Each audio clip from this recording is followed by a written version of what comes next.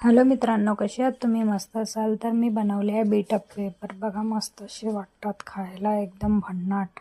तर हे बेटर पाय एकदम फसफस आंबून गेलेला आहे.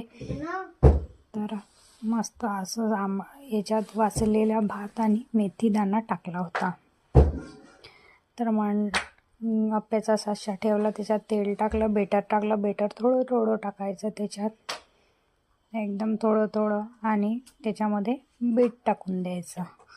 म्हणजे मुलं खात नाहीत ना, त्याच्यासाठी बीट टाकला आहे. बीटनी असे कलरही सुंदर दिसतात. बघा, बीटनं असा कलरही सुंदर एकदम असे दिसतात. आणि आता याला झाकून द्यायचं.